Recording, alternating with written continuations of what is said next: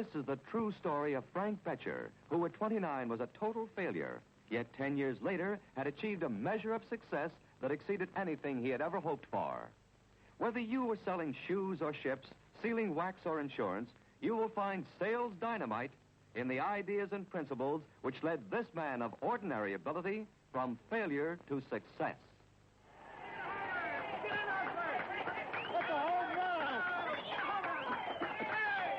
Frank Bettger started out as a professional baseball player.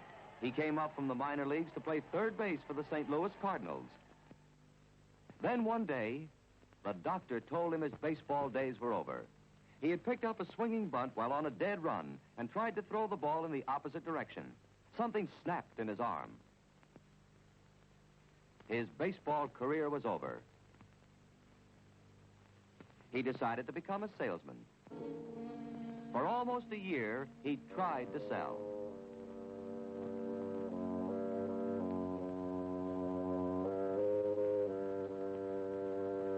I'm sorry, I'm not interested. Not interested. Not interested. Not interested. Not interested. Not interested. Not interested. Not interested. Not interested. I remember that day. That was the day I decided to quit. It was some years ago, but I remember just how I felt. I had spent 10 of the longest and most disheartening months of my whole life trying to sell. I didn't know any more about selling than a jackrabbit. I finally concluded that I was never cut out to be a salesman. I was broke. I was almost 30. I was a failure. I went back to the office a few days later to pick up some of my personal belongings.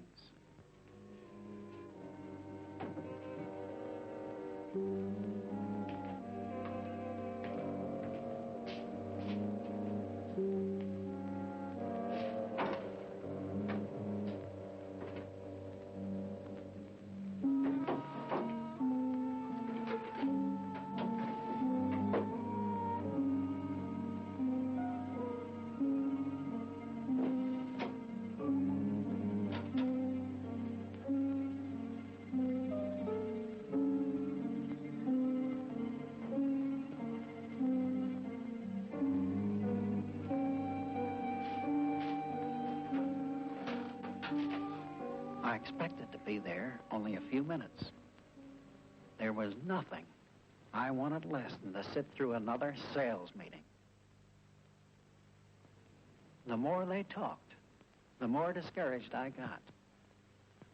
They were talking about things that I knew I couldn't possibly do. I stopped listening. Their voices sounded miles away. Then I heard the president, Mr. Talbot, utter one sentence that has had a profound and lasting effect on my life for the last 33 years. Well, gentlemen, after all, this business of selling narrows down to one thing. Just one thing. Seeing the people. Now, you show me any man of ordinary ability who will go out and earnestly tell his story to 4 or 5 people every day, and I will show you a man who just can't help making good.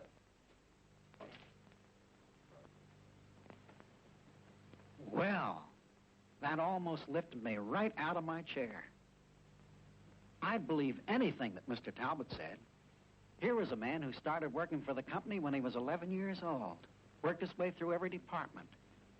He actually was out selling on the street for several years. He knew what he was talking about. It was just as though the sun had suddenly burst out of the clouds. I made up my mind right then to take him at his word. But I was happy. What a great relief came over me, for I knew I was going to make good. Seeing more people did increase my sales. I sold more in the next 10 weeks than I had in the previous 10 months. Even that wasn't much, but it proved to me that Mr. Talbot knew what he was talking about. I could sell. I soon discovered, however, that to continue to make these calls, I had to organize my time more effectively. So I began to plan an entire week ahead. I kept records on every call. I never could find words to express the courage and faith those records gave me. But they also showed that I didn't know how to close a sale. About this time, when I was groping around in the dark, desperately trying to learn how to sell, I picked up a book that had a tremendous effect on my life, the autobiography of Benjamin Franklin. Franklin told how he discovered an idea while he was just a small printer in Philadelphia and badly in debt. Franklin made a list of 13 subjects which he felt were necessary or desirable for him to acquire and try to master. He then took one subject at a time and devoted a week's strict attention to that one thing, leaving all the others to their ordinary chance. In this way, he was able to go through his entire list in 13 weeks and repeat the whole process 4 times a year. Franklin said he owed all his success and happiness in life to this one idea, and he hoped his descendants would use it and reap the benefits. It was like a legacy to me. I followed the plan just as Franklin gave it, except that I substituted several subjects which I thought would be more helpful to me in my work. I had each subject typed on a separate 3x5 card with a brief summary. I called the cards pocket reminders. I had a special reason for my first subject. It was a lesson I had to learn twice. I was called on one night in one of Dale Carnegie's public speaking classes, which I had joined with the hope of destroying the biggest enemy I ever had to face, fear. I was mumbling along with my speech when I heard Mr. Carnegie say, Mr. Bettger, just a moment. Just a moment, please. Are you interested in what you're saying?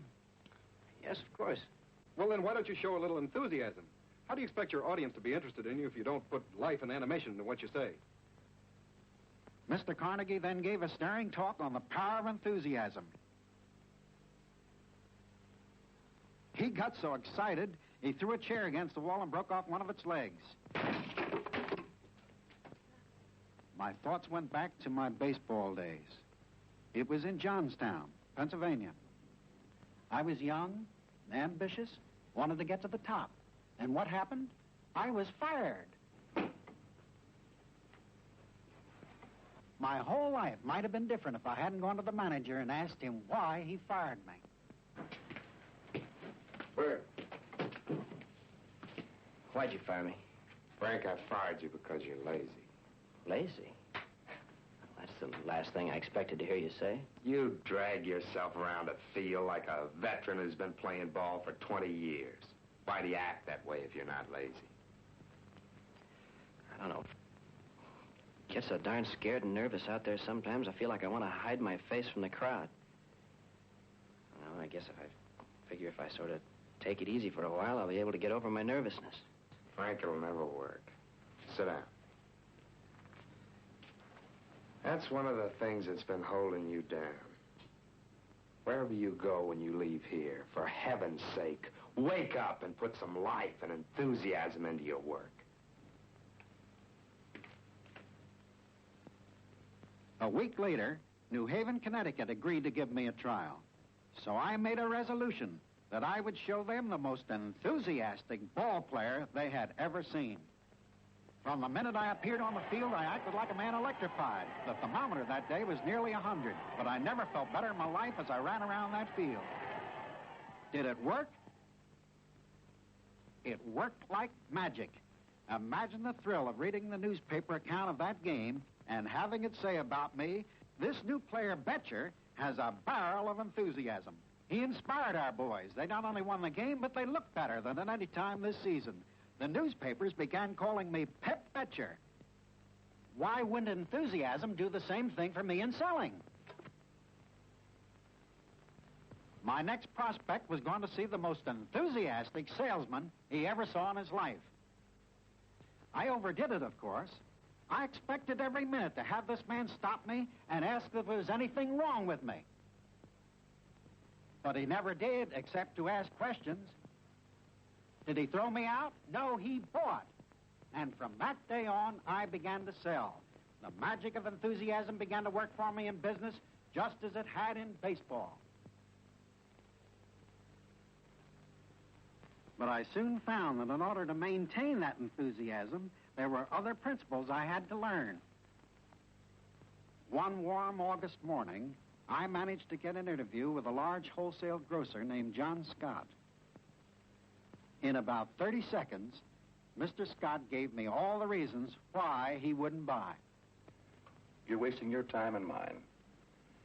I'm 63 years old. I don't have to worry about my family. If anything happened to me, they'd have no money that is good for them. Mr. Scott, surely a man who's been as successful as you have must have some other interests besides your family and your business? Some hospital or religious work? Perhaps missionaries or charitable work of some worthy purpose? Did you ever consider that if anything should happen to you, your support would be withdrawn? Wouldn't that loss handicap some splendid work or mean that it might even be entirely discontinued? 2 hours later, I walked out of Mr. Scott's office with a check for $8,672 to put the plan into action.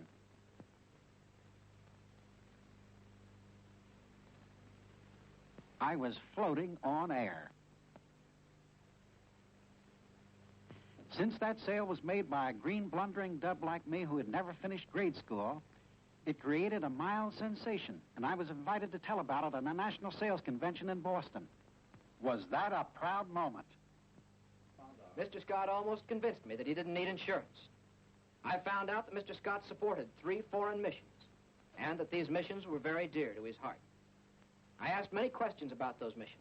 Every time Mr. Scott started talking about my proposition costing too much money, I asked more questions and expressed more interest in the missions and the wonderful work they were doing. Finally, he bought. Following my talk, I was stopped in the lobby and congratulated by Clayton M. Hunsicker, a nationally known salesman. Mr. Hunsicker then uttered the most vital truth I have ever heard about selling and dealing with people in business. Congratulations, Mr. Bettger. Well, thank you, sir. I still doubt whether you know exactly why you were able to make that sale. What do you mean by that? The most important secret of salesmanship is to find out what the other fellow wants, then help him find the best way to get it. You didn't sell that man Scott insurance. Do you realize that? You sold him a way to keep those missions going. That's what he bought, and that's why he bought. In the first minute of your interview with Scott, you took a blind stab and accidentally found out what he wanted. Then you showed him how he could get it. You kept talking more about it, asking more questions about it, never letting him get away from the one thing he wanted. If you will always remember this one rule, then no matter what you're selling, selling will be easy. Clayton Hunsicker was right. I began to understand now why I had been meeting with such terrific opposition in most of my interviews.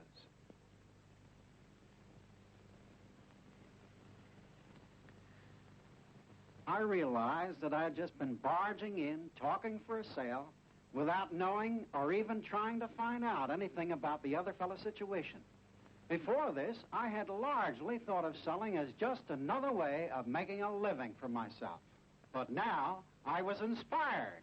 I resolved right then to dedicate the rest of my selling career to this principle, finding out what people want and help them get it. Here was something more than a sales technique. It was a philosophy to live by. When I returned home from that convention in Boston, I eagerly substituted a new card in my list of 13 principles. Clayton Hunsicker's philosophy I put down as think in terms of others. I was to make one more major change in my list, substituting a card entitled Questions. I was attending a large sales congress at the Bellevue Stratford Hotel in Philadelphia. One of America's top salesmen, J. Elliott Hall, was speaking. He said that he originally failed as a salesman because he made too many positive statements. That sounded silly to me. But then Elliott Hall electrified that large audience by throwing it open to objections and answers. The excitement became terrific as Elliott Hall gave a super demonstration of how he met these objections. Not with smart stock answers. He met these objections by asking questions. He didn't attempt to tell people he was smarter than they.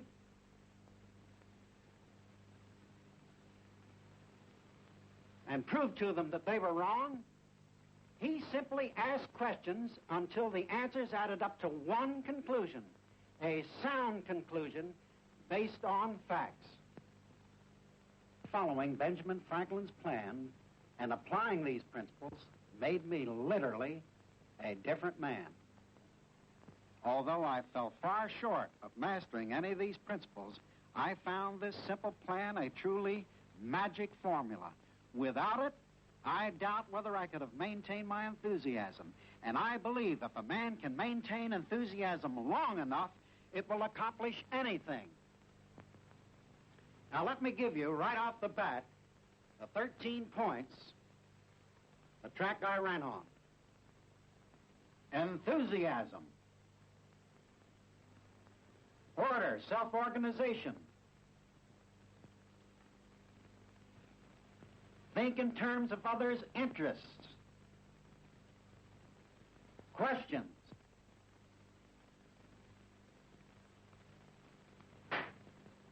Key issue. Silence. Listen.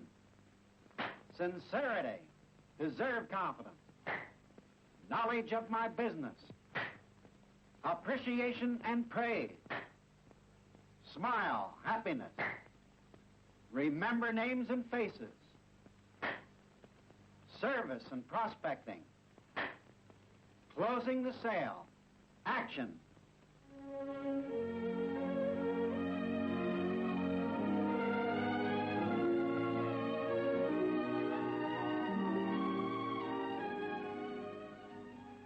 I was in my office one day. The telephone rang. It was a friend of mine in New York calling. A manufacturer in that city was borrowing a large amount of money. The people lending the money insisted on an equal amount of insurance on the life of the president as security for the loan. About 10 of the largest companies had already submitted elaborate proposals. Would I be interested in submitting a proposition? I said yes, if an appointment could be made. The appointment was made for 10:45 the next morning.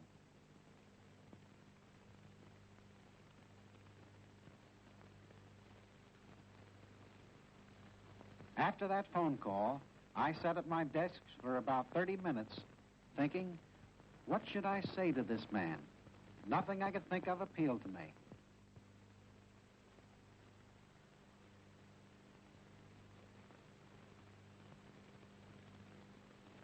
Elliott Hall had made a big point of asking questions to find the key issue. What is the key issue here? Credit. He doesn't want insurance any more than Mr. Scott did. What he really wants is credit. Good morning. Good morning. My name is Frank Bettger. I have an appointment with Mr. Booth this morning at 10:45.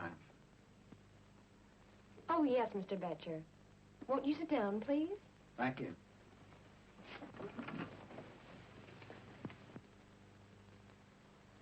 While waiting to see Mr. Booth that morning, I had a lot of confidence because I had studied my questions, 14 of them, over and over. To strengthen my confidence, I decided to take a long chance and had made an appointment for 11:30 a.m. with Dr. Carlisle, a big New York medical examiner, an appointment I'd need only if I made the sale. All right, Mr. Bettger, you may go in. Thank you. Mr. Booth. How do you do, Mr. Bettger? Have a seat. Mr. Booth waited for me to talk, but I waited for him. Mr. Bettger, you're just wasting your time. Why? I have plans submitted here by 10 of the leading companies. One of these was presented by a close personal friend of mine. He plays golf with me every weekend. He's with the New York Life.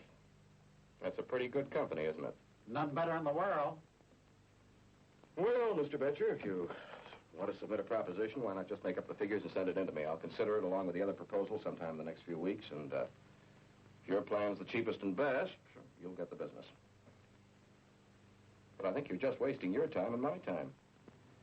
Mr. Booth, If you were my own brother, I would say to you what I'm going to say to you now. What's that? Knowing what I do about the insurance business, if you were my own brother, I'd tell you to take all those proposals and immediately throw them in that waste paper basket. Why do you say that? Dynamite had been exploded, and I was prepared to back it up with facts. I explained that the companies bidding for the business were among the best in the world. Over the years, one proposal was just as likely to be the lowest cost proposition as another. Then I swung right into my questions. Those questions began to bring out the real key issue, which was not net cost at all, but the risk he was taking of losing this vital credit by delay.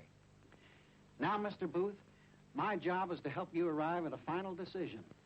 In order to help you do this, I must ask you some questions. Is that all right? Sure, go right ahead. As I understand, your company's to be extended a running line of credit of $250,000. Part of the deal is that your life is to be insured for $250,000, the policies assigned to your creditors. Is that right? Yes, that's right. In other words, they have confidence in you if you live. But in the event of your death, they don't have the same confidence in your company. Isn't that right, Mr. Booth? Yes, I suppose that is true. Then why isn't it of paramount importance, in fact, the only thing of importance, that you obtain this insurance immediately and transfer that risk to the insurance companies? Suppose you should wake up tonight, in the middle of the night, and it should suddenly occur to you that the fire insurance on that big plant of yours up in Connecticut had expired yesterday. Why, you probably wouldn't be able to get back to sleep the rest of the night, and the first thing tomorrow morning, you would have your broker on the phone asking him to protect you immediately, wouldn't you? Yes, I suppose I would. Well, these creditors regard the insurance on your life with just the same importance that you regard the fire insurance on that property of yours. Now, isn't it possible, if anything developed, whereby you were unable to obtain this insurance on your life, that your creditors might postpone or even entirely refuse to grant this loan to you? Oh, I don't know. Of course, that's a possibility. And if you should find yourself unable to obtain this credit, wouldn't it probably mean thousands and thousands of dollars to you? Wouldn't it probably mean the difference between a profit and a loss to your business this year? Yes, I suppose that is true. My questions kept hammering this point home. I announced that I had an appointment at 11:30 that very morning with Dr. Carlisle, the only examiner whose single examination was good for the large amount involved. Any other procedure would involve at least 2 doctors and several days of delay at best. Well, then why should you take that risk for another week or even another day? Oh, I think I'm going to live for a while. Suppose you should wake up tomorrow morning with a sore throat, and you were laid up for a week with a grip. And then when you felt well enough to take this difficult examination, the doctors would say to you, well, now, Mr. Booth, we think you're going to be all right again, but there's some condition that's probably the result of this recent illness, and we must postpone action for 3 or 4 months. Then you'd have to tell your creditors that the final judgment has been postponed. Isn't it possible that they would postpone the extension of this loan to you? Isn't that a possibility? Yes, of course, that's a possibility. Mr. Booth, it is now 11:10. If we leave here immediately, we can go down to Dr. Carlisle's office and keep that appointment with him at 11:30. You look as though you never felt better in your life. If you're as good on the inside as you look on the outside, we should be able to have this insurance in effect within 48 hours. You are feeling well this morning, aren't you, Mr. Booth? Yes, I'm feeling very well. Well, then why isn't this examination the most important thing in the world you could possibly do right now? Mr. Bettger, whom do you represent? I represent you.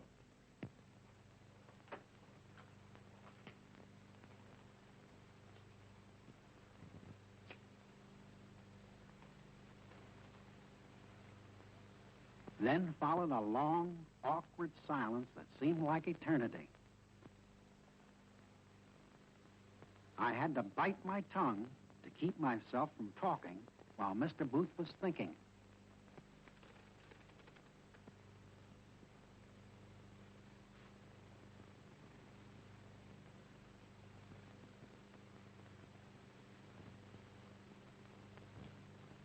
Let's go.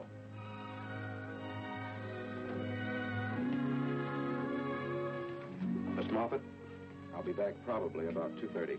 Mr. Booth was sold and seemed to suddenly become my friend.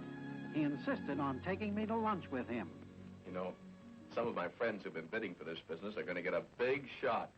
But they've been pushing me around for weeks, knocking each other, each one trying to show me that his price was the lowest. You didn't knock anybody, but you made me realize the risk I was taking by waiting.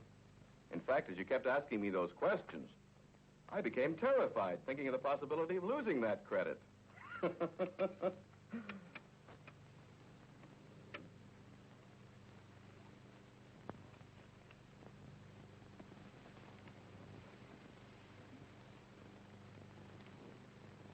If I were your own brother, I would say to you what I'm going to say to you now.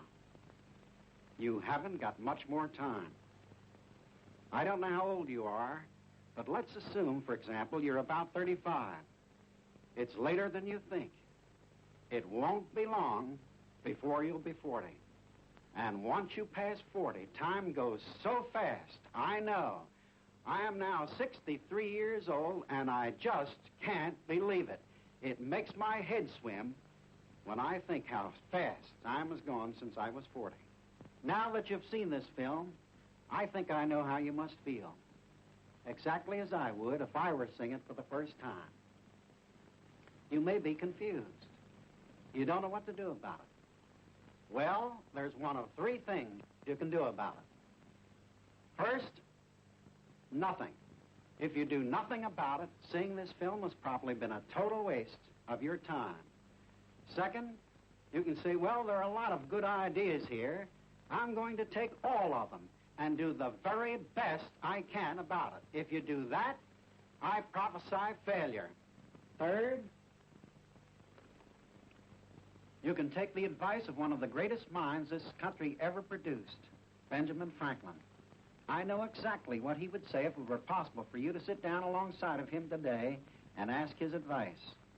He tells us right in his autobiography. He would tell you to take one thing at a time and devote a week's strict attention to that one thing, leaving all the others to their ordinary chance. Let's assume that you select 13 subjects best suited to you. By concentrating on one at a time, you'll get farther with it in 1 week than you otherwise would in a year. A new confidence will take hold of you. At the end of 13 weeks, you'll be surprised with the progress you will make. If your friends, business associates, and your family fail to tell you that they have noticed a big change come over you, then I know by the time you repeat the second 13 weeks, everybody will see in you a greatly different person.